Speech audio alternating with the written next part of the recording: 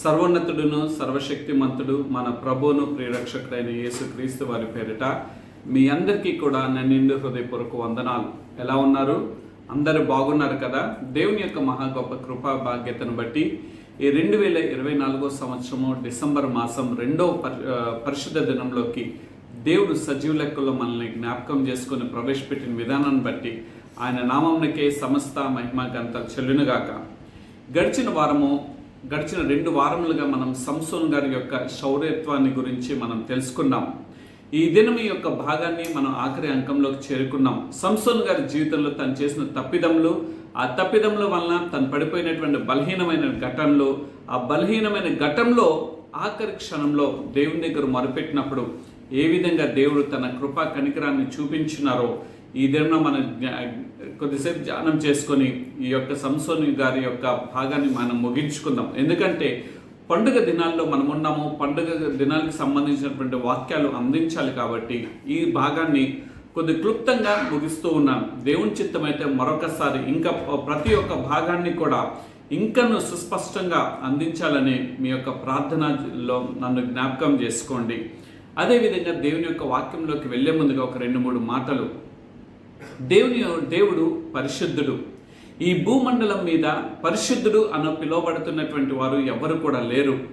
Only దేవుడు పరిశుద్ధుడు అయినప్పటికీ కూడా తన మానవుని యొక్క దేహాన్ని ఆయన తన్ను తానుగా తగ్గించుకొని ఆ మహిమ సింహాసనం సైతం విడిచిపెట్టి మానవుని రక్షించుట కొరకు ఎందు నిమిత్తం అంటే ఆయన రూపంలో మానవుని చిక్కుకొని ఉన్నాడు కాబట్టి, ఆయన రూపంలో మానవుని నిర్మించుకున్నాడు కాబట్టి నా రూపంలో ఉన్నటువంటి మానవుడు బలహీనుడైపోయి ఉన్నాడు. ఈ బలహీనమైనటువంటి ఘటాన్ని మరలా నా యొక్క కుమారుని ద్వారా విమోచించి మరలా నా యొద్దకు చేర్చుకోవాలన్న ఆశతో ఆయన తన కుమారుని లోకానికి పంపించున్నాడు. అయితే బలహీనతలో పడిపోతూ మానవుడు బలహీనుడుగానే జీవిస్తున్నాడు. బలహీనతల నుండి బయటికి రావడం కోసం దేవుని యొక్క శరణు వేడుకోలేకపోతున్నాడు. ప్రతి మానవుడు కూడా ఈ భూమి మీద ఉన్నటువంటి వారు ఏదో ఒక విధంగా ఒక బలహీనతను కలిగిన వారిగా ఉన్నారు. బలహీనతలు లేవు అని మనం చెప్పలేము, కానీ కలిగినటువంటి బలహీనతలో ఎంతవరకు దేవుని యొక్క సహాయతను ఆర్జిస్తున్నాం, ఎంతవరకు దేవుని యొక్క సహాయతను మనం పొందుకుంటున్నాం అనేది మనం జ్ఞాపకం చేసుకోవాలని కోరుకుంటున్నాను. రెండవదిగా నిన్నటి దినం ఒక వీడియో చూసినప్పుడు యేసుక్రీస్తు ప్రభువారి యొక్క జన్మదినం గురించి పడుతూ ఒక వీడియోని క్రియేట్ చేసి ఎంత భయంకరమైన బూతులతో ఆ వీడియో ఉన్నది అని అంటే చాలా వేదనకరమైంది, చాలా బాధాకరమైంది. మనమందరము మానవులం కదా. ఈ భారతదేశంలో ప్రత్యేకంగా ఎవరికి కలిగిన స్వాతంత్రాన్ని బట్టి వారి యొక్క నమ్ముకున్నటువంటి దైవత్వాలని వారు పూజించుకుంటున్నారు. కానీ ఇటువంటి భయంకరమైనటువంటి బూతులతో పెట్టినటువంటి ఆ వీడియోను చూచినట్లయితే కొద్ది వేదన, బాధ కలిగింది. అదే కనుక మనం ఇంకొక దేవుడి గురించి అది తప్పు అయినప్పుడు పెట్టినప్పుడు వారి మనోభావాలు దెబ్బతినవా? దయచేసి నా ప్రియ సహోదరుడా, ఎవరైతే ఈ వీడియోని క్రియేట్ చేశాడో దేవుడు త్వరలో మిమ్మల్ని రక్షించుకోబోతున్నాడు. దేవుడు తన మహిమార్థమై సాక్షిగా మిమ్మల్ని వాడుకోబోతున్నాడు. అయితే మీ గురించి మాకు కోపం అయితే లేదు, కానీ మీ గురించి మేము ప్రార్థన చేయాలన్నదే మేము కోరుకుంటున్నాం. మేము తాపాలను తీర్చుకునే వారిగా మేము లేము, కానీ దేవుని కొరకు, మీ కొరకు దేవుని పక్షంన మీ పట్ల మేము ప్రార్థన చేస్తూ ఉన్నాం. దయతో అలాంటివి పెట్టవద్దని మీ సహోదరుడిగా చేతులెత్తి నమస్కరిస్తాం. ఎందుకనంటే ప్రతి దైవము వారికి అది గొప్పది.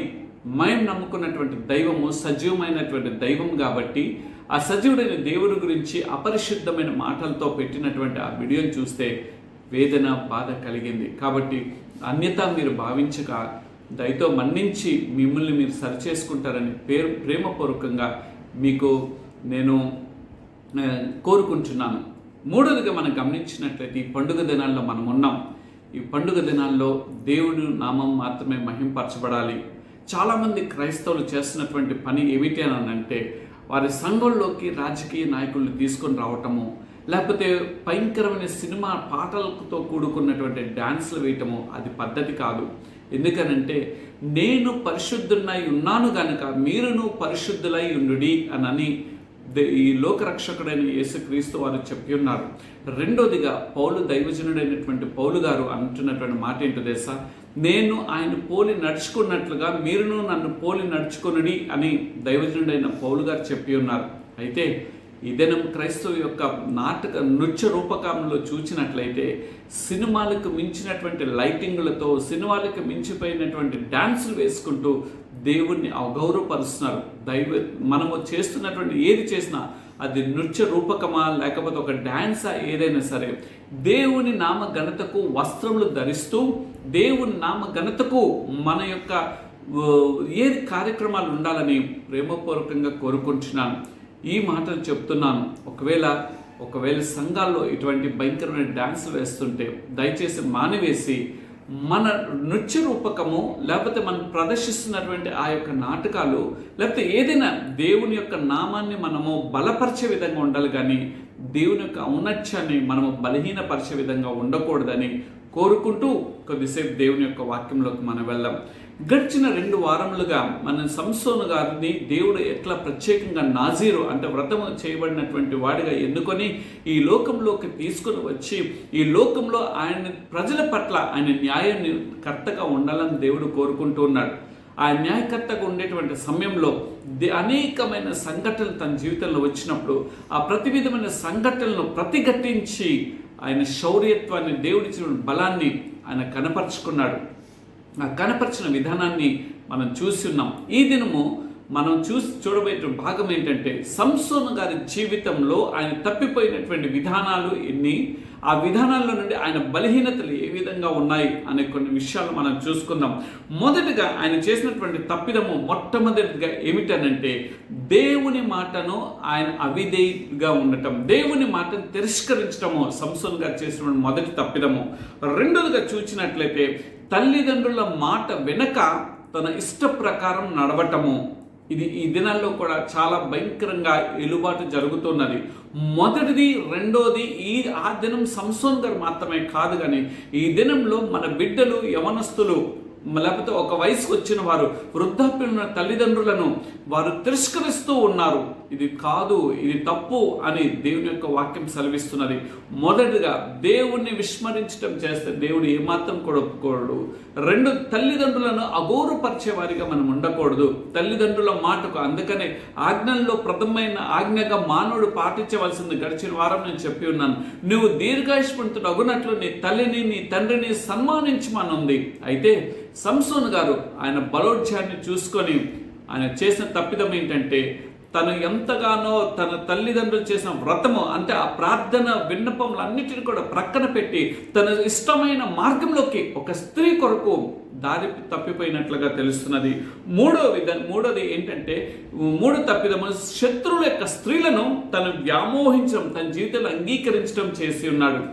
నీ జీవితంలో, నా జీవితంలో ఒకవేళ శత్రువులతో సహవాసం చేసేవారిగా ఉంటున్నామా?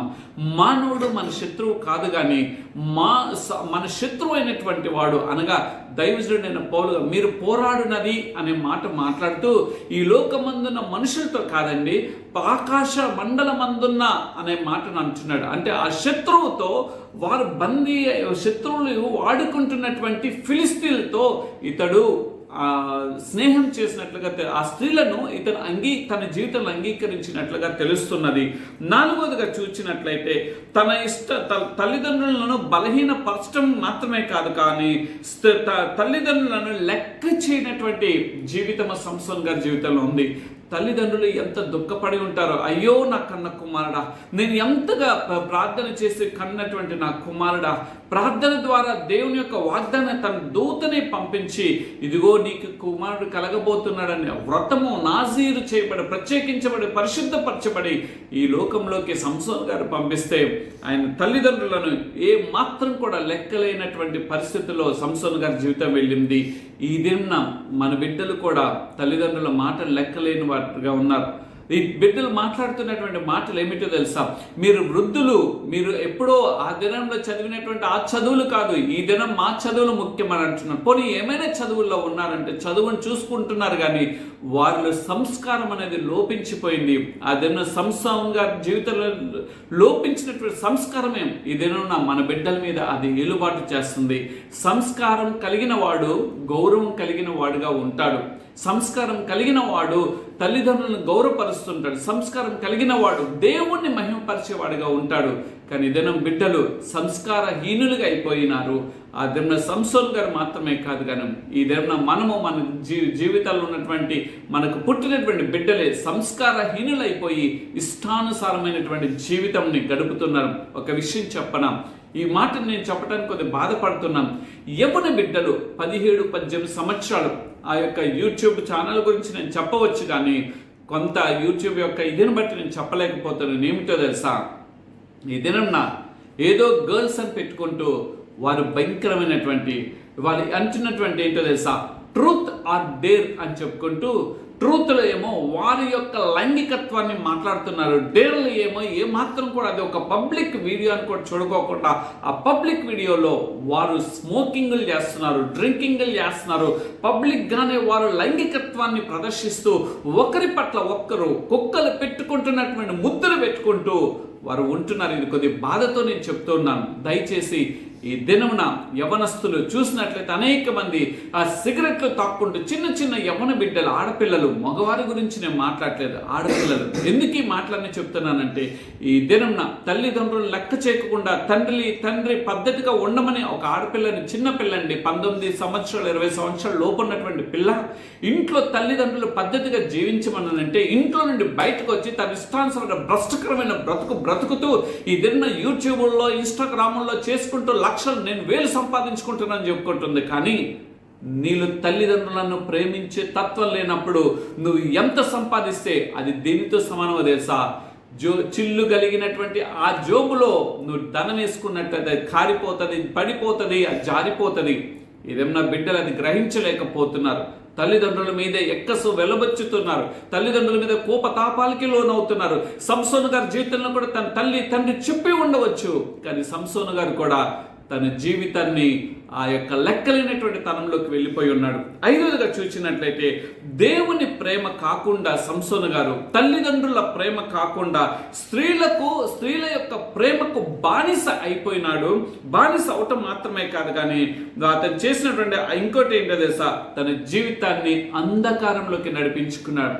ఏ స్త్రీనైతే తను నమ్మి ఉన్నాడో, ఏ స్త్రీకైతే దేవుడు తన బలాన్ని చెప్పవద్దు అని అన్నాడు, తన బలాన్ని చెప్పేటువంటి ఆ విసిగించే తనంలోకి తన జీవితాన్ని నడిపించుకున్నాడు. ఇది ఎక్కడి నుండి వచ్చిందో తెలుసా, స్త్రీకి బానిస అయిపోయిన పరిస్థితుల్లో ఈ సంఘటన సంభవించింది. ఈ 5 తప్పిదములు తన జీవితాన్ని అకలాతుకలం చేసినాయి, తన జీవితాన్ని నిట్టూర్పులోకి నడిపించినాయి, తన జీవితానికి వేదనకరంలోకి నడిపించినాయి, తన జీవితాన్ని దుఃఖాక్రాంతులయ్యేటట్లుగా చేస్తున్నాయి. ఈ దిన ఈ మాటలు వింటున్నటువంటి నా ప్రియ సహోదరుడా, నా ప్రియమైన యవ్వన బిడ్డ, నీ జీవితము వ్యర్థమైపోకుండా ఇదే సంసోను గారి జీవితం ఎందుకు ఈ పరిశుద్ధ లేఖన గ్రంథంలో పెట్టబడిందో తెలుసా, ఈ యవ్వన కాలంలో లేకపోతే ఈ యొక్క నడిప్రాయంలో నువ్వు 5 విషయాల్లో పడిపోకుండా సరిచేసుకొని జీవించాలని దేవుడు కోరుకుంటున్నాడు. సరిచేసుకొని నీ జీవితాన్ని మరలా కట్టుకోవాలని దేవుడు కోరుకుంటున్నాడు. అయితే నువ్వేం చేస్తున్నావు? ఈ 5 విషయాల్లో ఎక్కడ మనం తప్పిపోయి ఉన్నామో ప్రతి ఒక్కరము మన గుండె మీద చేసుకున్న దేవుని పాదాల చెంత చేరి, దేవా ఈ 5 విషయాల్లో నేను తప్పిపోయి ఉన్నాను ప్రభా, ఏ యొక్క మెట్టులో నేను తప్పిపోయానో ఆ మెట్టుని తెలగా నేను సరి చేసుకొని మళ్ళా రీబిల్డ్ చేసుకొని నన్ను నేను రీచెక్ చేసుకొని నేను కన్స్ట్రక్టివ్ మేనర్లోకి నన్ను నడిపించాను అన్నప్పుడు దేవుడు నడిపించేవాడు. వీటి యొక్క పరిహారార్థమే సంసోను జీవితము అంధకారంలోకి నెట్టబడింది. అయితే సంసోను గారు ఈ యొక్క విషయాలు పడిపోవటానికి మూల కారణాలు ఏమిటో తెలుసా, 4 ఏరియాస్లో సంసోను గారు పడిపోయినట్లుగా తెలుస్తున్నది. ఏ ఏరియాస్లో మనం చూద్దాం రండి. తన విశ్వాసం, దేవుని యందు విశ్వాసం కలిగిన వాడిగా ఉండవలసినటువంటి సంసోను ఏం చేయబడ్డాడు తెలుసా, తృణీకరించబడే వాడిగా అయిపోయాడు. ఆయన కట్టివేసి బందీ ఖానలోకి పెట్టేటువంటి పరిస్థితుల్లో వెళ్ళిపోయినాయి. తన జీవితం ఒక అంధకారంలోకి నడిపించే విధంగా వెళ్ళింది. అయితే నీవు ఈ దినం నేర్చుకోవాల్సింది ఏమిటో తెలుసా, నీ జీవితము నా జీవితం అలా అవ్వకూడదనే దేవుడు ఈ పండుగ దినాల్లో సంతోషంగా ఆ లోక రక్షకుడు నువ్వు నేను అనుభవించాలని, ఆ శాంతి ప్రదాత అయినటువంటి ఆ శాంతి మన జీవితంలో ఉండాలని, సమాధానానికి కర్త అయినటువంటి ఆ దేవుడు మన జీవితంలో సమాధానంగా ఉండాలని, ఆయన ఒక పీస్ మేకర్ కాబట్టి ఆ పీస్ మన జీవితాన్ని పండుగ దినాలను అనుభవించాలని దేవుడు కోరుకొంటున్నాడు. అందుకని ఈ జీవితాన్ని మన ముందు పెట్టి ఉన్నాడు. ఏ విషయాల్లో పడిపోయి ఉన్నాడో సంసోను గారు, మొదటిగా మాటలో పడిపోయినట్లుగా తెలుస్తుంది. మొదటి తప్పిదము ఆయన చేసింది, ఆయన బలహీనత కూడా అదే, మాటలో పడిపోయి ఉన్నాడు. ఏ విధంగా మాటను పడిపోయి ఉన్నాడో తెలుసా? దేవుడు తనకు ఇచ్చినటువంటి బలాన్ని ఆ మాటల ద్వారా ఆ స్త్రీ వ్యామోహానికి లోబడిపోయి, నేను ఇదంతా కూడా న్యాయాధిపతులు 14వ అధ్యాయం 15వ అధ్యాయంలో నుండి నేను తీసుకున్నటువంటి కొద్ది ముందుకు వెళ్ళాలి కాబట్టి నేను కొద్ది త్వరగా వెళ్తున్నాను. ఆ పడిపోయినటువంటి మాట. అయితే ఈ సంసోను గారి మాటల నుండి ఒక భక్తుడు ఈ మాటలు రాస్తున్నాడు, చూద్దాం రండి. కీర్తనకారుడు రాస్తాడు కదా, 119వ కీర్తన 37వ వచనంలో మనకు కనిపిస్తుంటుంది. దయచేసి అందరూ పరిశుద్ధ లేఖన గ్రంథాన్ని తీసుకొని ఈ మాటను చూడాలని ఇష్టపడతాను. 119వ కీర్తన 37వ వచనంలో ఈ మాట ఈ విధంగా రాయబడి ఉన్నది చూడండి. వ్యర్థమైన వాటిని చూడకుండా నా కన్నులు త్రిప్పివేయము. అంటే మొదటిగా చూపులో ఫస్ట్ హీ హాజ్ బీన్ పడిపోయింది. ఎక్కడంటే చూపులో పడిపోయినట్లుగా తెలుస్తూ ఉన్నది. ఈ చూపు విషయంలో దేవుడు ఈ దినం నీతో నాతో మాట్లాడుతున్నాడు. ఏమిటో తెలుసా? మన చూపులు ఈ దినం ఏ విధంగా ఉన్నాయి? సంసోను వలె చూడరాని వాటిని మనం చూస్తూ వాటిని మనం అనుభవిస్తూ ఉన్నామా, లేకపోతే వాటిని చూస్తూ మన పైశాచిక ఆనందాన్ని పొందుతున్నామా? దేవుని వాక్యాన్ని చూడగలిగేటువంటి కృపా బాధ్యత మన జీవితంలో ఉన్నదా? ఈ దినంలో ఎందుకు మన చూపులు పడిపోతున్నాయి, మన చూపులు ఎందుకు సన్నగిల్లిపోతున్నాయి అని అంటే నేను తప్పక ఒప్పుకుంటాం. నా చూపులతో నేను పడిపోయిన వాడిగా ఉన్నాను. నా చూపులతో నేను దేవుని చూడవలసింది బదులుగా పాపాన్ని చూసిన వాడిగా నేను అయిపోయాను. అందుకని నా చూపులు దెబ్బతిన్నాయి. ఇదేం నా చూపులో ఆ చూపు వలన సంసోను గారు పడిపోయి మదించి ఆయన కామకత్వానికి లోనై ఉన్నాడు. ఇదేం నీ చూపులు ఎలా ఉన్నాయి? ఒక వ్యక్తి వేసుకున్నటువంటి ఆ వస్త్రములు చూసి నీ చూపు ద్వారా నీ యొక్క శరీరంలో ఉన్నటువంటి మిగతా అవయవ భాగాల్ని ప్రేరేపితం చేస్తుంది కదా. అందుకనే ఒక మాట ఉన్నది కదా, నీ కన్ను చెడినది అయితే నీ శరీరం అంతా కూడా చెడిపోయింది. ఎందుకో తెలుసా? ఆ కన్ను ద్వారా నువ్వు గ్రహించింది నీ యొక్క మనసుకి, నీ హృదయాన్ని, సమస్తాన్ని అది త్వరపెడుతూ ఆ కార్యాన్ని చేయడానికి ప్రేరేపితం చేస్తుంది. కాబట్టి భక్తుడు అంటాడు కదా, 119:37 వచనంలో ఈ మాట ఈ విధంగా రాయబడింది. ఏమనంటే, వ్యర్థమైన వాటిని, ఈ దినం ఏ వ్యర్థమైన వాటిని ఎవరితో ఏదో చూపిస్తుంటే దాన్ని చూస్తూ నువ్వు ఆ చూపుల్ని పాడు చేసుకుంటున్నావా, లేకపోతే దేవుని చూస్తున్నావా? నీ కొరకు ఈ లోకానికి లోకరక్షకుడికి వచ్చినటువంటి యేసు క్రీస్తు వారిని నువ్వు చూస్తున్నావా, లేకపోతే ఈ లోకంలో ఉన్నటువంటి నీ జీవితాన్ని నాశనం చేసి, నీ చూపులు నాశనం చేసి, నీ చూపులు ఉన్న నరాలని బలహీనపరిచేటువంటి ఆ యొక్క కంప్రెస్ కలిగించేటువంటి ఆ నరాల్ని నువ్వు చూస్తూ ఆ కంటి ద్వారా చూస్తూ బలహీనపరుచుకుంటున్నావా? నా ప్రియమైన సహోదరుడా, నా ప్రియమైన సహోదరుడా, ఈ సహోదరి, ఈ దినంలో మనం అడగవలసింది మొదటిగా, ఈ ఏరియాలో నేను తప్పిపోయాను. ఏంటో తెలుసా? వ్యర్థమైన వాటిని నేను చూస్తూ నేను ఉండిపోయాను తండ్రి. డబ్బు వైపు నువ్వు చూస్తున్నావా? ధనం, నీకు ఉన్నటువంటి మంది మార్బలం వైపు నువ్వు చూస్తున్నావా? లేకపోతే ఇగో ఆ ఎదుట స్త్రీ యొక్క వ్యామోహత్వంలో నువ్వు పడిపోతున్నావా? సంసోను వలె నువ్వు పడిపోతున్నావా? ఆ స్త్రీ వ్యామోహం ఎలాంటిదో తెలుసా? అది బొబ్బరి. అందుకే సామెతల గ్రంథకర్త రాస్తాడు కదా, అది బొబ్బలు పెట్టున్నది, అది సొంత వీధుల్లో తిరిగినది, అది అంబులు చీల్చు వరకు తీసుకెళ్లేదని చెప్పి భక్తుడు రాసి ఉన్నాడు కదా.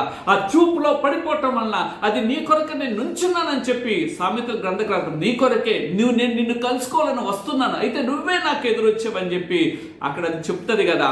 అటువంటి వేశ్య సాంగత్యం చేసినటువంటి పరిస్థితుల్లో అది పురుషుడా స్త్రీనా ఏంటనేది కాదు, కానీ ప్రతి ఒక్కరం సరి చేసుకోవాల్సింది ఏంటంటే చూపు విషయంలో మనం చూసుకోవాలి. వ్యర్థమైన వాటిని చూడకుండా ఏమనుందంటే, నా కన్నులు త్రిప్పివేయము, నా కన్నులు త్రిప్పివేయము. ఒక మాట ఇక్కడ జ్ఞాపకం నాకు కలుగుతున్నది. యోసేపు గారు మంచి యవనప్రాయుడు, మంచి అందగాడండి.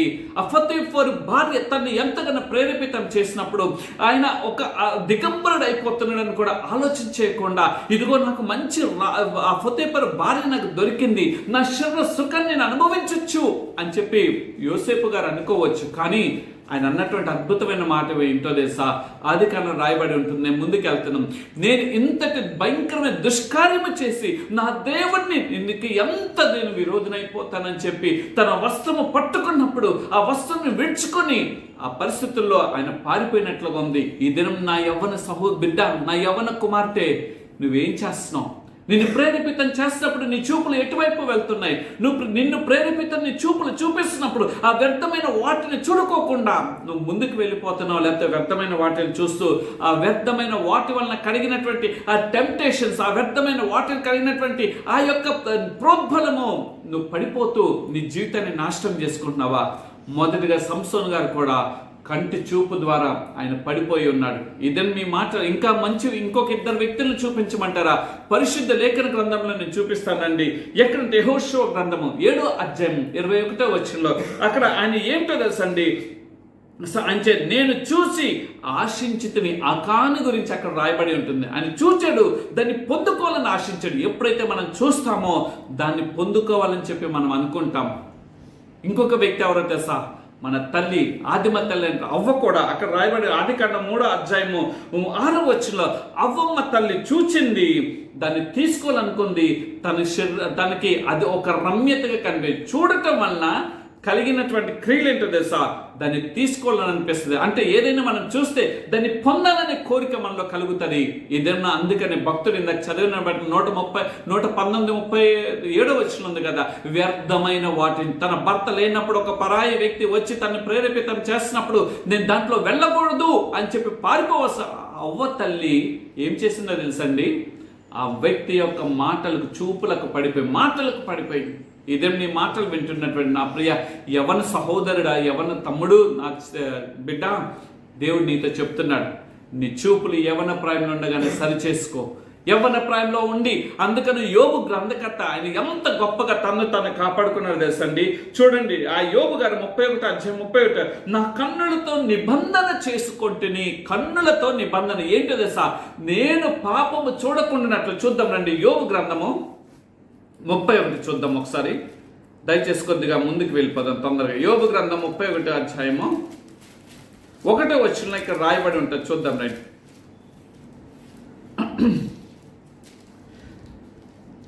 31:1 ఎస్, ఇక్కడ రాయబడింది చూడండి. ఏమని అంటున్నాడు? నేను నా కన్నులతో నిబంధన చేసుకుంటుని, కన్యకుని నేను ఎలాగూ చూచుదును, అలాగూ చేసిన ఎల్లా పరమునందున్న దేవుని ఆజ్ఞని ఏమగును, ఉన్నత స్థలమందున్న సర్వశక్తిని స్వాస్థ్యమేమగును.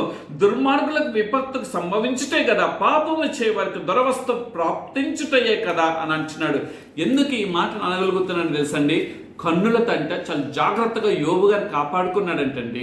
అందుకని యోబు గారు ఈ యొక్క ఊజు దేశమంది ఆయన వంటి నీతిమంతుడు కానీ, ఆయన వంటి యథార్థవంతుడు కానీ, ఆయన వంటి చెడును విసర్జించిన వ్యక్తి ఎవ్వడు కూడా లేడు అని చెప్పి దేవుడే సాక్ష్యం ఇచ్చి ఉన్నాడు. ఇది నమ్మా, వాట్ అబౌట్ అవర్ విట్నెస్? మన సాక్ష్యం ఏమై ఉన్నది? మన చూపులతో పడిపోతున్నావా? యోబు గారు అంటున్నాడు కదా, నేను నా కన్నులకు నిబంధన చేసుకున్నాను. ఏంటో తెలుసా? కన్యకుని ఎలాగో చూస్తాను అంటే ఎంత తన పవిత్రమైన జీవితాన్ని కలిగిన వాడుగా యోబు గారు ఉన్నారు. ఈ దినంలో నువ్వు దేవుని మందిరానికి వెళ్తున్నావు, దేవుని మందిరంలో కూర్చుంటున్నావు, దేవుని మందిరంలో సెల్ ఫోన్ ఓపెన్ చేస్తున్నావు, దేవుని మందిరంలో నువ్వేం వీడియోలు చూస్తున్నావు, ఏం చాటింగ్లు చేస్తున్నావు. ఈ మాటల ద్వారా దేవుడు నీకు నన్ను హెచ్చరిస్తున్నాడు. ఎందుకో తెలుసా? ఇంకా కొద్ది దినాల్లో మనం నూతన సంవత్సరంలోకి వెళ్తున్నాం. ఈ నూతన సంవత్సరం నూతన ఒక నిబంధనతో నువ్వు వెళ్ళాలని దేవుడు కోరుకుంటున్నాడు. ఒక నూతనమైన నిశ్చయంతో నువ్వు వెళ్ళాలని దేవుడు కోరుకుంటున్నాడు. ఒక నూతనమైన ఒడంబడికలతో దేవుడు వెళ్ళాలనుకుంటున్నాడు. దేని ద్వారా తెలుసా? మొదటగా మన కన్నుల్ని మనం సరి చేసుకుందాం. సంసోన్ గారి గురించి ఒక మాట నేను ధ్యానం చేసుకుని ఈ మాట ఇట్లా రాసుకున్నాను. ఏంటో తెలుసా? సంసోన్ గారు ఒంట్లో బలం కలిగిన వాడు కానీ కంటిలో బలహీనత కలిగిన వాడుగా కనిపిస్తున్నాడు. ఇదే నీ మాటలు వింటున్నటువంటి నీవు మంచి శరీర దౌత్యం కలిగిన వాడివే, నీకు మంచి మార్బలం ఉండవచ్చు, లేకపోతే నీకు శక్తి సామర్థ్యతలు 10 మందిని కొట్టేటువంటి శక్తి సామర్థ్యతలు ఉండవచ్చు. బలవంతుడైనటువంటి సంసోన్ గారు ఒక్కసారిగా ఆయన ఎంత సింహాన్ని చీల్చివేసి ఉన్నాడు కదా. ఆయన బలాన్ని గురించి చెప్తున్నప్పుడు నేను చెప్పి ఉన్నాం. ఒక్క దవడ ఎముకతో ఆయన అంతటి గొప్ప విజయాన్ని సాధించి ఉన్నాడు కదా. నక్కలను ఒకదానికొకటి కట్టేసి ఆ శత్రువునికి ఒక అపజయాన్ని కలగజేసేటువంటి శక్తి సామర్థ్యం దేవుడిస్తే, తన చూపు ద్వారా ఒక స్త్రీకి పడిపోయి తన జీవితాన్ని నాశనం చేసుకున్నాడు. ఈ బలహీనత ఒకవేళ నీలో నాలో ఉన్నదేమో. ఈ నూతన సంవత్సరంలోకి, ఈ పండుగ దినాల్లో మనం అటువంటి పరిస్థితులకు వెళ్ళకముందే మనం సరి చేసుకుందాం. ఈ పండుగ దినాల్లో మన జీవితాన్ని ఒక కంటిలో మనం ఎక్కడ బలహీనతలో పడిపోయి ఉన్నామో, వేటిని మనం చూస్తున్నామో వాటిని సరి చేసుకుని మనం ముందుకు వెళ్దాం. రెండోదిగా చూసినట్లయితే ఆయన పరిశుద్ధతను పోగొట్టుకున్న దేని ద్వారా తెలుసా? నోటి మాట చేత. అందుకని కీర్తనకారుడు రాస్తాడు కదా, 39వ కీర్తన 1వ మాట ఈ విధంగా రాయబడి ఉన్నది, నా నాలుకతో పాపం చేయకుండానట్లు నా మార్గంలో జాగ్రత్తగా అంటూ తర్వాత ఉంటుంది, నా నోటికి చిక్కము ఉంచుకుందని అనుకుంటే నోటికి చిక్కం పెట్టుకోవాలి. దేవుడు చెప్పవద్దు అని సంసోను గారితో చెప్పి ఉన్నాడు. ఆయన నాజీరు చేయబడి దేవుని యొక్క ఆత్మ చేత రగల్చబడి ఆయన దేవుడు 3 సార్లు ఆయన అంతగా ప్రేరేపితం చేస్తుంటే ఆయన యొక్క ఆత్మను పోగొట్టుకొని ఆయన నోటికి చిక్కం పెట్టుకోవాల్సిన బదులుగా, ఆ బలహీనతలను బయటకు రావాల్సిన బదులుగా తన నోటి మాట చేత ఆయన ఏం చేయబడ్డాడు తెలుసా? పాపంలోకి పడిపోయినాడు, చిక్కం పెట్టుకోకునేటువంటి పరిస్థితులకు వెళ్ళిపోయినాడు. అందుకని కీర్తనకాడ 34వ కీర్తనలో కూడా ఒక మాట అక్కడ రాయబడి ఉంటుంది, 13వ వచనంలో రాయబడి ఉంటుంది చూడండి, చెడ్డ మాటలు పలకకుండా నీ నాలుకను కపటమైన మాటలు పలకకుండా నీ పెదవులను కాచుకొనుము. ఆ యొక్క ఫిలిస్తీయురాలైనటువంటి ఆ దెలీలా, ఆ వేశ్య ఏం చేసిందో తెలుసండి? కపటమైన మాటలకు పడిపోయింది. ఆ మాటలు పలుకుతున్నప్పుడు నిజంగా తెలియగలిగినోడైతే ప్రక్కకు వెళ్ళిపోతాడు. యోబు గారు ఇందాకే మనం చూసాం కదా, 31:1 ఆయన ఏమంటున్నాడు? నేను ఏ విధంగా నా నిబంధన చేసుకున్నాడో. యోసేపు గారు కూడా అక్కడ ఏం మాట్లాడుకోకుండా ఎంతటి దుష్కరం చేసిన దేవునికి నేను విరోధం అవుదునా అని చెప్పి ఆ వస్త్రం సైతం లాగివేసినప్పటికీ కూడా ఫతేఫర్ భార్య తను పారిపోయి దేవుని మహిమ కొరకు తన జీవితంలో ఆ పారిపోవటం వలన తన జీవితం కష్టాలే వచ్చినాయి, తన జీవితంలో నష్టాలే వచ్చినాయి, చెరసాలకు బందీఖాన చేయబడినాడు. కానీ దేవుడు విడిచిపెట్టేవాడు కాదు. ఆయన న్యాయవర్తనుడు కాబట్టి, న్యాయాధిపతి కాబట్టి ఆ న్యాయాన్ని ఆయన పట్ల తీర్చి ఒక ఉన్నతమైన స్థానం, ఒక రాజ్యానికి, ఒక ప్రధానమంత్రి స్థానంలోకి దేవుడు యోసేపు గారిని తీసుకెళ్ళి ఉన్నాడు. ఇదన్నా ఏ మాటల చేత నువ్వు పడిపోతున్నావు? చెడ్డ మాటలు పలుకోకుండా అంటూ ఇంకా ఏమిటో తెలుసండి, ఈ మాటలు ఎలా ఉంటాయో మానవుడి యొక్క మాటలు ఏంటో తెలుసు. సామెతల గ్రంథకర్త రాస్తారు కదా 12:18, కత్తిపోటి వంటి మాటలు. ఆ మాటలు అంటే కత్తిపోటులు, అంటే విసిగిపోయినాడు సంసోన్ అని చెప్పి రాయబడి ఉన్నాడు. ఆ దెలీలా యొక్క మాటలు, ఇదిగో నన్ను ప్రేమించలేదా, నేనంటే నీకు ఇష్టం లేదా, నువ్వు నా కొరకు ప్రాణం అని అన్నావు కదా అని చెప్పి ఆ మాటలకు విసిగి చెంది ఆయన చివరికి తన రహస్యాన్ని, అంటే ఆ బలహీనతలో పడిపోయి ఆ యొక్క బలం కలిగినటువంటి దేవుని ద్వారా పొందుకున్నటువంటి ఆత్మీయ శక్తిని సంసోను గారు పోగొట్టుకున్నట్లుగా మనకు కనిపిస్తున్నది. ఈ మాటలు వింటున్నటువంటి నా ప్రియ సహోదరుడా, నా ప్రియమైన సహోదరి, ఒకవేళ నేను కూడా కత్తిపోటు వంటి మాటలకు పడిపోతా, అంటే ఈ లోకం అనే మాటలు పడిపోతున్నామా? ఇంకొకటి ఏంటో తెలుసా అండి, మాటలు ఎలా ఉంటాయో తెలుసా అండి? 1 తిమోతి రాసిన పత్రికలో ఒక మాట అక్కడ నేను చదివినట్లుగా నాకు జ్ఞాపకం ఉంది. 1 తిమోతి రాసిన పత్రిక 2వ అధ్యాయము 2 తిమోతి 2వ అధ్యాయము 16వ వచనంలో ఈ మాటలు రాయబడి ఉన్నాయి. ఏమిటో తెలుసా అండి? అపవిత్రమైన వట్టి మాటలు విముఖుడమై ఉండుము. అపవిత్రమైన వట్టి మాటలు, అపవిత్రమే కదండి. ఎంత లాలన చేసింది ఈయన శౌర్యాన్ని కనిపెట్టడం కొరకు, ఈయన శౌర్యాన్ని తెలుసుకోవటం కొరకు, ఈయనకి దేవుడు ఇచ్చినటువంటి ఆత్మీయ శక్తి ఏదైతే ఆ యొక్క జుట్టులో పెట్టి ఉన్నారో ఆ జుట్టు తెలుసుకోవటం కొరకు ఎంత భయంకరమైన పరిస్థితి తెలుసండి. నేనంటే నీకు ఇష్టం లేదా? అవునులే, నేను నీకంటే ఇష్టం లేదు కాబట్టి నీ బలం ఏంటి నాకు చెప్పలేకపోతున్నావు. 1-2 సార్లు ఆయన తప్పించుకోవడానికి ప్రయత్నం చేస్తున్నాడు. ఇక చివరికి ఆ లాలన మాటలు, అపవిత్రమైన ఆ లాలన మాటలకి సంసోను గారు పడిపోయి తన శక్తి ఏంటో చెప్పివేస్తున్నాడు. ఏ క్షణమైతే దేవుని మాటను తృణీకరించి దేవుని మాటకు లోబడుకోకుండా, ఆ విడిచిపెట్టవలసిన దాన్ని విడిచిపెట్టుకోకుండా, విడవలసిన దాన్ని విడవకోకుండా, కలిగి ఉన్న దాన్ని పొందుకోవాల్సిన బదులుగా అపవిత్రమైన మార్గంలోకి పడిపోయి ఉన్నాడు. అందుకని ఇక్కడ కూడా అపవిత్రమైన వట్టి మాటలకు విముఖుడవై ఉండమండి. విముఖుడు అంటే నువ్వు అట్లాంటి మాటలను నీ చెవుల్లోకి దగ్గరికి కూడా తెచ్చుకోకూడదు అని మాటల ద్వారా అర్థమవుతున్నది. అంత మాత్రమే కాదు, 1 తిమోతి 4:7 కూడా ఒక మాట రాయబడి ఉంటుంది. అక్కడ చూద్దామండి. అపవిత్రమైన ముస్లమ్మ ముచ్చటను విసర్జించి దేవభక్తి విషయంలో నీకు నీవే సాధకం చేసుకో. దేవభక్తి అంటే దేవుని యందు భయభక్తులు కలిగిన వాడిగా మనం సాధకం చేసే అనుభవంలోకి మనం రావాలి. అపవిత్రమైన ముస్లిం పనికిరాని మాటలు చెప్పుకుంటే, ఏదైనా ఒక వ్యక్తితో నువ్వు కూడుకున్నప్పుడు ఆ వ్యక్తి దగ్గర నువ్వు మాట్లాడవలసింది ఏంటో తెలుసా? దేవుడిని రక్షించిన విధానం, దేవుడిని నీ జీవితంలో చేసిన కార్యముల గురించి, దేవుడి నీ పట్ల కలిగిన ప్రణాళికను గురించి, నీ కుటుంబంలో నీ బిడ్డల పట్ల, నీ భార్య పట్ల, నీ భర్త పట్ల, నీ యొక్క అన్నదమ్ముల పట్ల చేసిన కార్యముల గురించి. ఒకవేళ నీ కుటుంబీకులు చేరినప్పుడు దేవుడు నీ స్థితిగతులు ఒకనాడు ఏ విధంగా ఉన్నాయో, ఈ దినంలో దేవుడు ఏ విధంగా నీ స్థితిగతులను లేవనెత్తాడో అది పంచుకోవాలి తప్ప అపవిత్రమైన ముస్లమ్మ ముచ్చట్లు మూడో వ్యక్తి గురించి చెప్పడం ద్వారా నీకు కలిగినటువంటి లాభం ఏమైనా ఉన్నదా? లేకపోతే చెప్పటం వల్ల ఆ మూడో వ్యక్తికి వచ్చినటువంటి సౌకర్యార్థం ఏమైనా ఉన్నదా? లేకపోతే ఆ మూడో వ్యక్తి గురించి, ఆ ఏ వ్యక్తి గురించి అయితే నువ్వు చెప్తున్నావో ఆ వ్యక్తికి నువ్వు చెప్పడం ద్వారా అతనికి ఏమైనా లాభసాధకం జరుగుతుందా?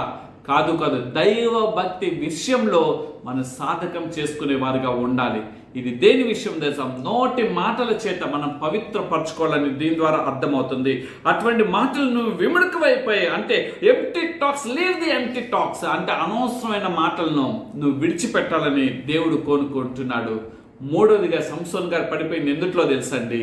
వినుటలో. దేవుడు ఏదైతే చెప్పి ఉన్నాడో తన తల్లిదండ్రులు తనకి చెప్పినప్పటికీ కూడా సంసోన్ గారు చెవిన పెట్టుకోలేదండి. ఈ మాటలు కూడా చెప్పి ముందుకెళ్తారు. సామెతల గ్రంథకర్త రాస్తాడు కదా, 17వ సామెతల గ్రంథం, సామెతలు 17వ అధ్యాయంలో ఒక మాట ఇక్కడ రాయబడి ఉంటుంది. ఈ మాటను చూసుకొని మనం ముందుకెళ్దాం. 17వ అధ్యాయము 4వ వచనంలో ఈ మాట ఈ విధంగా రాయబడి ఉన్నది. ఏమని ఉందన్నదంటే, చెడు నడవడి గలవాడు దోషపు మాటలు. మనం ఎదుటోడు మాటలు వింటున్నామంటే చెడు నడవడిక మనలో వచ్చింది. ఈ మాట వాస్తవం, నిజమే కదా. సంసోను గారి జీవితంలో చెడు నడవడి వచ్చింది. అంటే స్త్రీని వ్యామోహించాలని, ఆ స్త్రీని నేను అనుభవించాలని, ఆ స్త్రీతో నేను శారీరక లైంగికత్వం కలిగి ఉండాలని, ఒక సెక్షువల్ రిలేషన్షిప్ నేను ఏర్పరచుకోవాలని సంసోను జీవితంలో వచ్చింది. కాబట్టి ఆ ఎదుటి వ్యక్తి యొక్క మాటలను వినటం అనేది జరుగుతుంది. మనలో చెడుతనము ప్రబలినప్పుడు మన చెడును మనం ఆహ్వానించే అనుభవంలోకి మనం వెళ్తాం. ఇక్కడ నేను కూడా జ్ఞాపకం చేసుకోవాల్సింది ఏంటంటే, ఇగో నువ్వు ఒకవేళ చూపులో పడిపోతున్నావేమో, ఈ 2024 సంవత్సరం అంతంలో దేవుడు నన్ను ప్రేమతో సంసోను గారి జీవితాన్ని ముందు పెట్టి మన చూపులో సరి చేసుకోవాలని ఇష్టపడుతున్నాడు. ఒకవేళ మాటల్లో పడిపోయి ఉన్నామేమో, సంసోను కనుక మాటల్లో పడిపోయి తన జీవితాన్ని ఏ విధంగా అగాధాంధకరమైన లోయలోకి వెళ్ళిపోయి ఉన్నాడో, నీ జీవితం అటువంటి అగాధంలోకి వెళ్ళకోకుండా ఉండాలని మాటల్లో సరి చేసుకోవాలని అంటున్నాడు. వినికిల్లో నువ్వు ఏ మాటలు నువ్వు వింటూ ఉన్నావు, ఇగో చెడు నడవక కలిగిన వాడు దోషపు మాటలు వింటాడు అనే మాట ఇక్కడ రాయబడి ఉన్నది కదా. చెడును వినుట యథార్థవంతులుగా, చెడుతనము విడిచి నడుచుటయే. చెడుతనం విడిచిపెట్టాల్సిన సంసోను గారు ఆ చెడుతనంలోకి ఆయన వెళ్ళిపోయి ఉన్నాడు. తల్లిదండ్రుల మాట వినేటువంటి ఆ యొక్క హద్దు దాటి వెళ్ళిపోయి ఉన్నాడు. తల్లిదండ్రులు ఇంకున్న శౌర్యత్వాన్ని చూసి భయపడేటువంటి పరిస్థితులు. ఇదన్నా మన పిల్లలు కూడా ఏమి అంటున్నారో తెలుసండి, చాలా భయంకరమైన మాటలు. వృద్ధాప్య ఒకవేళ తల్లిదండ్రులు చదువుకోలేని, కొంత చదువులు తక్కువ వారైతే, ఇగో నువ్వు చదువులేనోడివి అని ధైర్యంగా అంటున్నారు. ఒకనొక సమయంలో ఒక తల్లి ఒక తండ్రి ఎదురుగా నిలబడి ఒక మాట మాట్లాడాలంటే గజగజ వణికిపోయే వాళ్ళం. ఇదన్నా పిల్లలకి ఏమాత్రం కూడా భయం లేదు. తల్లిదండ్రులను బ్లాక్మెయిల్ చేసేటువంటి విధానంలోకి వెళ్ళిపోయి, తల్లిదండ్రుల మాట విననటువంటి పరిస్థితి, చెడుని వారు వినే అనుభవంలోకి వారు వెళ్ళిపోయారు. ఎందుకో తెలుసా? వారు చెడిపోయిన వారు అని దేవుని యొక్క వాక్యం మనకు సెలవిస్తుంది. చెడిపోయిన ఆలోచనలు వారి హృదయంలో ఉన్నాయి కాబట్టి, చెడిపోయిన తలంపులు వారి జీవితంలో ఉన్నాయి కాబట్టి, చెడిపోయినవన్నీ వారి హృదయంలో ఉంచుకున్నారు కాబట్టి తల్లిదండ్రులు మంచి చెప్తే వినేటువంటి పరిస్థితులు లేరు. ఒకనొక సమయంలో మనం కూడా ఆ స్థితిగతులు, కానీ ఇదేమన్నా దేవుని యొక్క వాక్యాన్ని వినే అనుభవంలోకి వెళ్ళాం కాబట్టి అపవిత్రమైన మార్గాల్ని విడిచిపెట్టి దేవుని యొక్క మార్గంలోకి మనం రాగలిగాం. నా ప్రియ సహోదరుడా, మనం వినే చెడు నడవక కలిగిన వాడిగా కాకుండా మనం దూరం వెళ్ళిపోయే వారుగా ఉన్నామా? ఇగో యోసేపు విన్నాడు, అఫతేపారు వారి అంటున్న మాటలు విన్నాడు. ఆ విన్న మరుక్షణమే ఆయన అనుభవించే సుఖభోగాల్ని విడిచిపెట్టి ఆ చిచ్చి ఇంతటి భయంకరమైన దుష్కార్యము చేసి నా దేవునికి నేను ఎలా విరోధం అగుదను అని చెప్పి ఆ విన్న మాట, ఆమె అన్న మాట ఈయన విన్నాడు. విన్న వెంటనే అక్కడ నిల్చుండలేదు. ఎప్పుడైతే మనం వింటామో, ఈ మాట చెప్పడానికి కారణం ఏంటో తెలుసా? ఒకవేళ అది ఆధ్యాత్మికమైన మాట అయితే తప్పక మనం మన 2 చెవులను పెట్టి వినాలి. ఎప్పుడైతే పిల్లల గురించి చెడుగా ఉంటుందో అక్కడ ఉండటం కంటే కూడా యోసేపు దుస్తులు సైతం విడిచిపెట్టి బహు దూరంగా ఎట్లా పారిపోయాడో, దూరంగా ఆ పారిపోయిన క్షణంలో దేవుడు నువ్వు విమోచించబడతావు. ఒకవేళ ఆ టైంలో నీకు కష్టం రావచ్చు, ఆ సమయంలో నీకు నష్టం రావచ్చు, ఆ సమయంలో నీ జీవితంలో ఒక ప్రళయం సృష్టించబడవచ్చు. కానీ జరిగేది ఏంటో తెలుసా? ఆ ప్రళయంలో నుండి, ఆ కష్టంలో నుండి, ఆ దుఃఖంలో నుండి దేవుడు నిన్ను లేవనెత్తి ఆనందంగా ఒక కార్యంలో ఒక అనుభవంలోకి నడిపించగలడు. ఉదాహరణ యోసేపు గారు మన కళ్ళ ముందు ఉన్నాడు కదండి.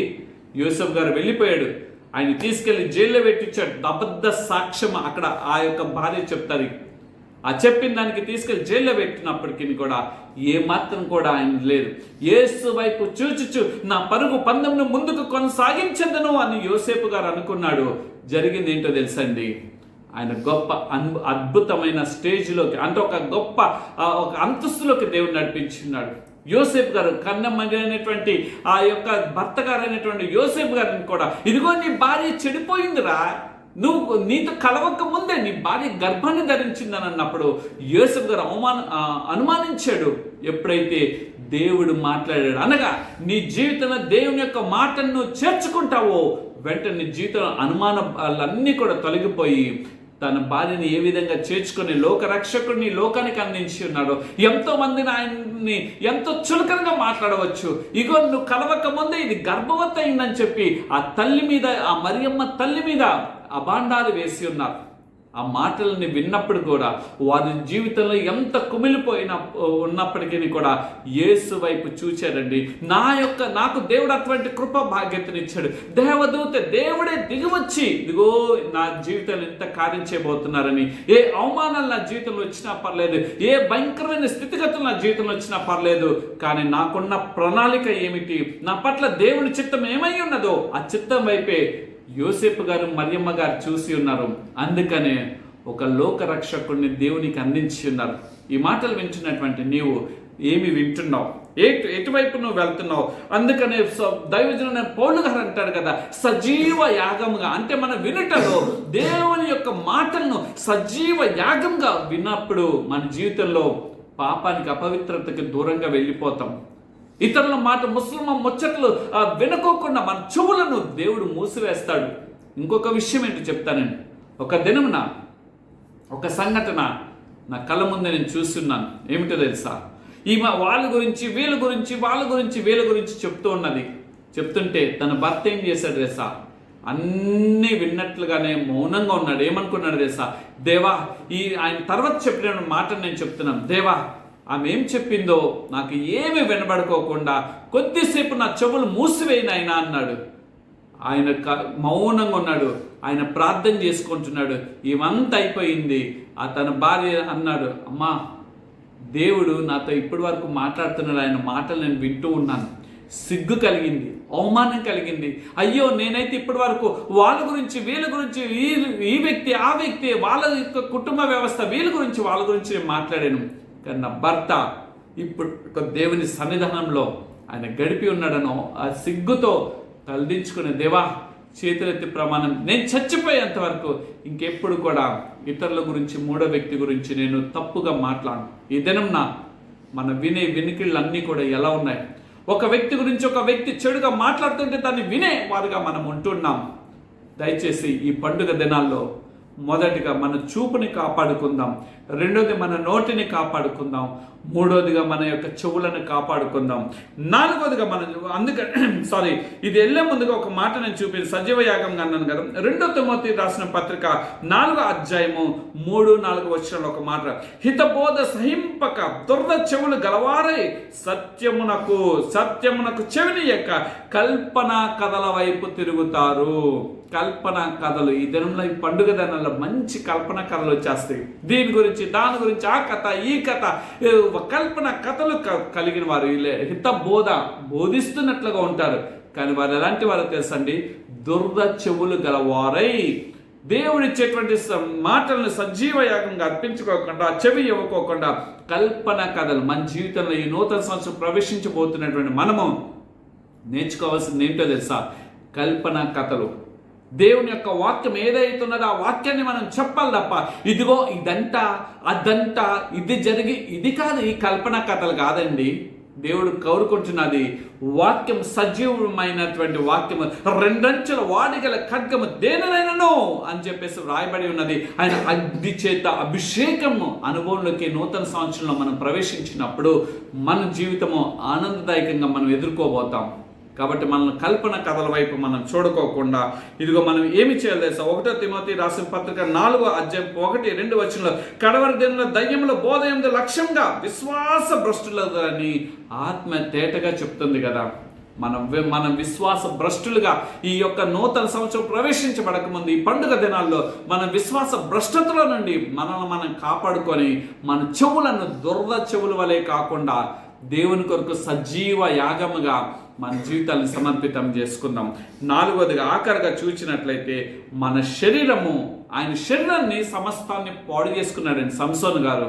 ఆయన శరీరంలో ఉన్నటువంటి ఆ యొక్క ఆత్మ నింపుదల అంతా కూడా, ఆ పరిశుద్ధత అంతా కూడా బయటికి వెళ్ళిపోయింది. ఎందుకంటే దేవునికి విరోధమైన కార్యాల్లో సంసోను గారు ఉన్నప్పుడు ఆయన దేవుడు బయటికి వెళ్ళిపోతాడు. ఎందుకంటే దేవుడు పరిశుద్ధత, నేను పరిశుద్ధుడినై ఉన్నాను గనక మీరును పరిశుద్ధులై ఉండుడి, నేను పరిశుద్ధుడిని గనక అని అన్నాడు. ఆ పరిశుద్ధతను ఎప్పుడైతే ఆయన పాడు చేసుకున్నాడో సంసోను గారు, ఆయనలో వచ్చే భ్రష్టత్వం వచ్చింది, ఆయన అపవిత్రత వచ్చింది, దేవునికి విరోధమైన కార్యములు వచ్చినాయి, లైంగికత్వానికి మనసు వెళ్ళిపోయింది, శరీర సెక్షువాలిటీకి ఆయన ప్రేరేపితం గావించబడ్డాడు. దానికే ఆయన పడిపోయి తన శరీరాన్ని ఆయన పాడు చేసుకున్నటువంటి విధానము ఎలా తెలుసండి? ఆయన జీవితమే ఒక భయంకరమైన భ్రష్టకరమైనటువంటి పరిస్థితులకి వెళ్ళిపోయినట్లుగా మనం చూస్తాం. అందుకని ఈ యొక్క శరీరం గురించి, పరిశుద్ధత గురించి ఒక మాట మనం చూసుకొని ముందుకు వెళ్ళిపోదాం.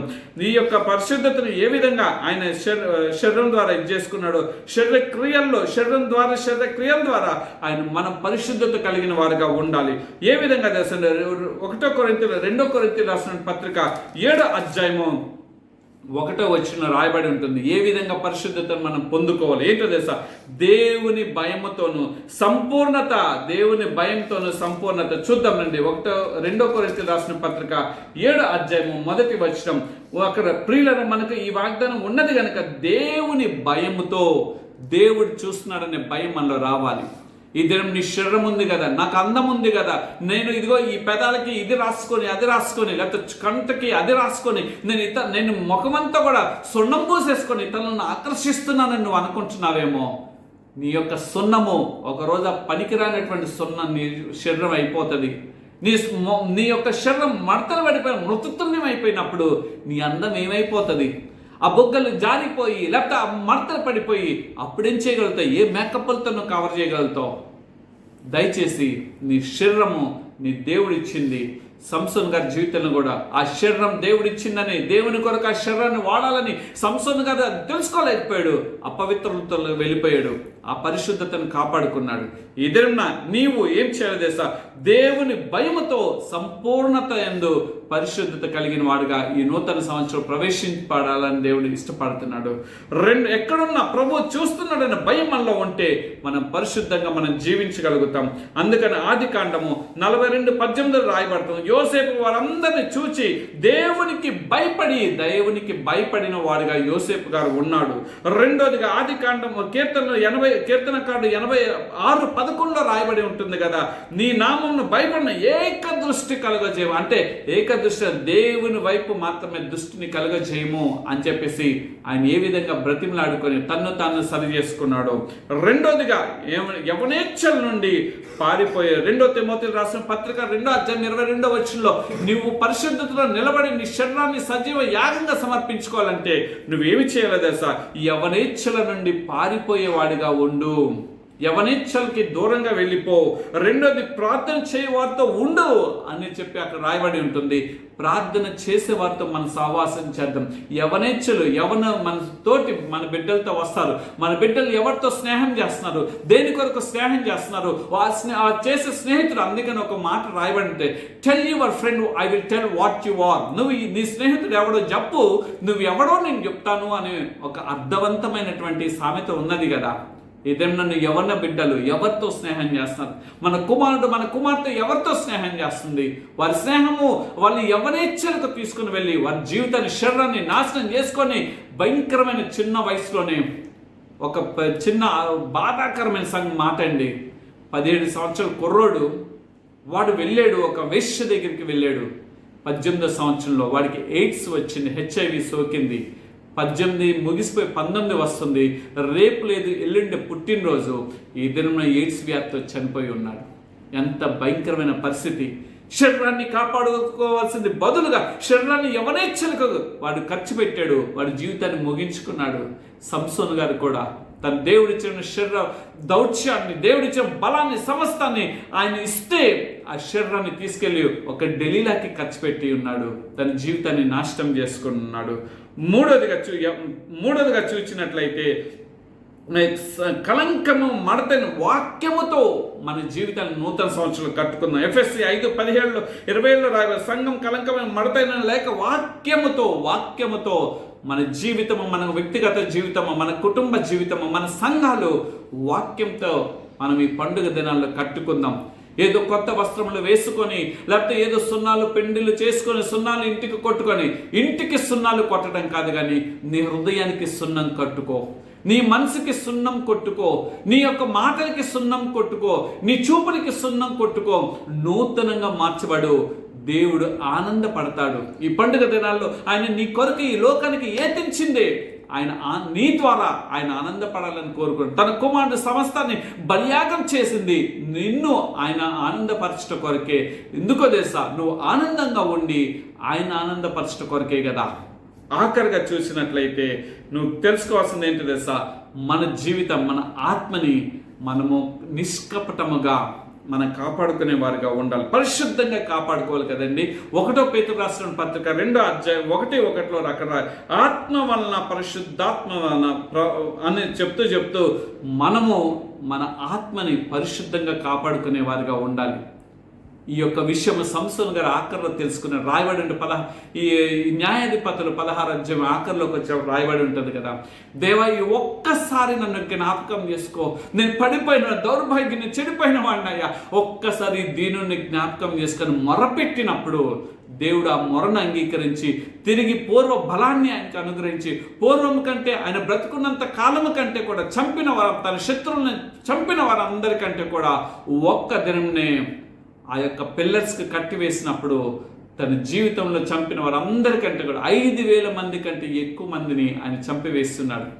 నీ ఆత్మని నువ్వు దేవుని దగ్గర కాపాడుకునే వారుగా ఉండాలని, నీ ఆత్మను పరిశుద్ధపరచుకుంటూ ఆ పరిశుద్ధ దేవునికి సజీవ యాగంగా మన జీవితాన్ని అర్పించుకోవాలని ఈ సంసోను గారి యొక్క చరిత్ర ద్వారా మనకు అర్థమవుతుంది. ఈ మాటలు వింటున్నటువంటి నీవు సంసోను వాళ్ళ బలహీనతలో పడిపోతున్నావా? సంసోను గారి వల్ల నువ్వు నీ జీవితం ఈ లోకం అనే నాటక రంగంలో నీ జీవితాన్ని పైన కొనసాగిస్తావా? లేకపోతే ఈ లోకాన్ని రక్షించడం కొరకు వచ్చిన లోక రక్షకుడి యొక్క ప్రేమను నువ్వు గుర్తెరుగుతావా? దయచేసి జ్ఞాపకం చేసుకోమని మీ దగ్గర నేను కోరుకుంటున్నాను. ఎందుకంటే కొద్ది దినములు ఎంతకాలం మనం బ్రతుకుతామో తెలియదు. ఆయన రాకడ ఏ క్షణమైనా రావచ్చు. గుర్తులు చూస్తే లోకం మీద లోకము జనుల మీద జనులు ప్రబలిపోతున్నారు. ఆయన రాకడ ఎప్పుడో తెలియదు, నీ పోకడ ఎప్పుడో కూడా తెలియదు. అయితే మనం గ్రహించవలసింది ఆ నిత్య రాజ్యంలో స్వాతంత్రం పొందుట కొరకు ఈ సంసోను గారి చరిత్రను మనం ముందు పెట్టి ఆ బలహీనతలు మనం పడిపోకుండా ఉండినట్లుగా దేవుడు ఈ నూతన సంవత్సరంలో ఈ పండుగ దిన మనందరినీ దేవుడు బలపరచును గాక. ఆమె రండి చిన్న ప్రార్థన చేసుకుందాం. సర్వోన్నతుడా, సర్వశక్తిమంతుడా, మా గొప్ప ప్రియ పరలోకపు తండ్రి, ఈ యొక్క పరిశుద్ధ దిన సంసోను గారిని మీరు ఎన్నుకున్నారు, ఈ లోకంలోకి తీసుకొని వచ్చినారు. ఆయన మాత్రమే కాదు, మా తల్లి గర్భంలో పిండంగా కూడా మమ్మల్ని రూపించి మీ ప్రణాళికను మా ద్వారా నెరవేర్చుకోవాలని ఇష్టపడ్డారు. కానీ నాయన, మీ యొక్క ప్రణాళికను, మీ మాటను తృణీకరించి మా ఇష్ట మార్గంలోకి మేము వెళ్ళిపోయి మిమ్మల్ని దుఃఖపరుస్తున్నాం, ఆయాసపరుస్తున్నాం. దయతో మమ్మల్ని క్షమించండి. మరొక అవకాశం మీరు ఈ 2024 సంవత్సరం మీరు ఇచ్చినాం. ఈ అవకాశం సరైన రీతిలో మేము సద్వినియోగపరచుకునేటువంటి కృపాభాగ్యత మాకు దయచేయం. సంసోను గారు ఏ విధంగా అయితే ఆ పతన అవస్థలోకి వెళ్ళిపోయి, అయ్యా ఒక్కసారి నన్ను జ్ఞాపకం చేసుకొని చెప్పి ఆయన మీ దగ్గర ఎలా మొరపెట్టి ఆయన వేడుకున్నాడో, మేము కూడా ఈ పాత సంవత్సరంలో ఈ 24వ సంవత్సరం విడిచిపెట్టక ముందే మాలో ఉన్నటువంటి ప్రతి విధమైన అపవిత్రత నుండి మాకు విడుదల దయచేసి మమ్మల్ని మేము పరిశుద్ధత కలిగి నూతన సంవత్సరం ప్రవేశింపబడే కృపా భాగ్యం దయచేయండి. మీ బిడ్డలు ఎంతోనైనా ఇదిగోనైనా నమ్మకంగా ఈ మాటలు వింటున్నారు. వారు ఎంతోగా నాయన ఈ మాటల కొరకు ఎదురు చూస్తున్నారు. వారి కుటుంబాన్ని, వారి వ్యక్తిగత జీవితాలను దీవించమని తండ్రి, అల్పుడు నా యోగ్యునైన నన్ను తండ్రి మీ సిలువ చాటు మరుగుపరిచి మరొక అవకాశము నేను కూడా సరి చేసుకుంటూ నాకు ఇచ్చినందుకు మీ కృతజ్ఞతలు అర్పిస్తూ గడిచిన కాలం అంతా కూడా మీరు కాచి కాపాడారు నాయన. ఈ నూతన వారంలో కూడా మీ కృపాక్షేమంతో మమ్మల్ని నడిపే సహాయం దయచేయమని మీ కృప కలిగిన హస్తాలకు మమ్మల్ని మేము అప్పగించుకుంటూ యేసుక్రీస్తు వారి పేరుతో అడుగుచున్నాం తండ్రి, ఆమేన్. తండ్రి దయ, కుమారుని ప్రేమ, పరిశుద్ధాత్మ అన్యోన్య సహవాసం మనందరికీ తోడై ఉండి ఆయన సజీవ యాగంగా మన జీవితాన్ని ఆయన కొరకు సమర్పితం చేసుకుని జీవించే కృపా భాగ్యత దయచేయనట్లుగా సహాయం చేయనుగాక, ఆమేన్. మంచిది నా ప్రియ సహోదరుడా, నా ప్రియమైన సహోదరి. దేవుని యొక్క మహా గొప్ప కృపా భాగ్యం. ఒకవేళ నేను ఎవరి మీద కోపంతో మాట్లాడింది కాదు, కానీ దేవుని యొక్క ఆత్మ చేత ప్రేరేపితుడు నన్ను నేను సరిచేసుకుంటూ నా వల్లే పాపపు రోత జీవితంలోకి ఈ మానవుడు కూడా వెళ్ళకూడదు. తిరిగి రిపెంట్ అయ్యి ఈ నూతన సంవత్సరం ప్రవేశింపబడక ముందే పండుగ దినాల్లో సంతోషంగా ఆయన నామాన్ని మహింపరచాలన్న ఆసక్తితోనే ఈ సంసోన్ గారి చరిత్రను మన ముందు పెట్టి ఉన్నారు. ఈ సంసోన్ గారి చరిత్ర ద్వారా మనం సరిచేసుకొని ఒక నూతన అధ్యాయంలోకి దేవుడు మనల్ని ప్రవేశపెట్టును గాక, ఆమేన్. మంచిది నా ప్రియ సహోదరుడా. దేవుడు తన మహాకృపాభాగ్యతను బట్టి ఈ యొక్క సంసోన్ గారి జీవిత చరిత్రను కొంత టూకీగా ముగించడానికి సహాయం చేస్తున్నారు. రానున్న దినాలు ఇంకా కొద్ది ముందుకు వెళ్తారు. అప్పటి వరకు మరలా కలుసుకున్నంత వరకు దేవుడు కృపాక్షేమంతో మనల్ని నడిపించి సహాయం చేయను గాక. మీ దగ్గర నుండి ప్రార్థన సహాయతను కోరుకుంటున్న మీ యొక్క ఆత్మీయ సహోదరుడు Kalapala Sanjay. Thank you very much. God bless you all.